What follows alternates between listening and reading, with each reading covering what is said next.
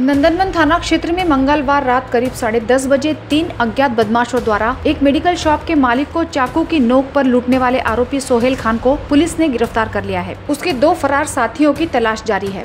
यह घटना तब हुई जब कैलाश इंगले अपनी दुकान बंद कर वाठोड़ा स्थित अपने घर लौट रहे थे। खरबी से वाठोड़ा चौक के बीच एक 4 पहिया मालवाहक वाहन में आए 3 बदमाशों ने उन्हें रोका। बदमाशों ने यश के साथ मारपीट की और चाकू दिखाकर मोबाइल फोन और नकदी लूट ली। लूटने के बाद आरोपी मौके से फरार हो गए। यश ने तुरंत नंदनवन पुलिस स्टेशन में इस घटना की जानकारी दी। पुलिस ने मामला दर्ज कर जांच शुरू की और त्वरित कार्रवाई करते हुए एक आरोपी को पकड़ने में सफलता हासिल की। पुलिस बाकी आरोपियों को भी जल्द ही गिरफ्तार करने का प्रयास कर रही है।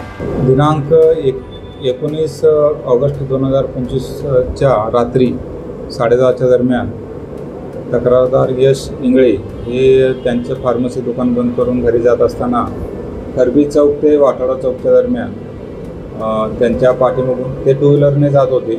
त्यांच्या मागून आलेल्या एका मालवाहू ऑटो रिक्षाने त्यांच्या पुढे जाऊन त्यांचा रस्ता अडवला, गाडी थांबवली।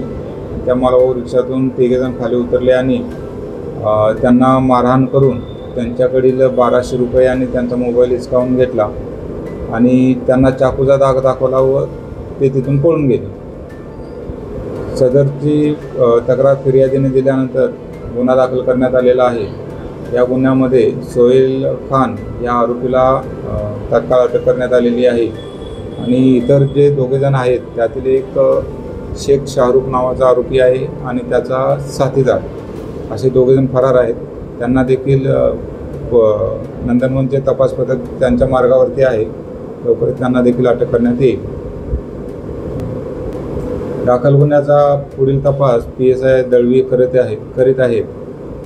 सदरची कामगिरी आम्ही वरिष्ठ पोलीस अधिकारी यांच्या मार्गदर्शनात केलेली आहे। लेटेस्ट अपडेट्स के लिए पावर ऑफ 1 न्यूज़ को फॉलो कीजिए।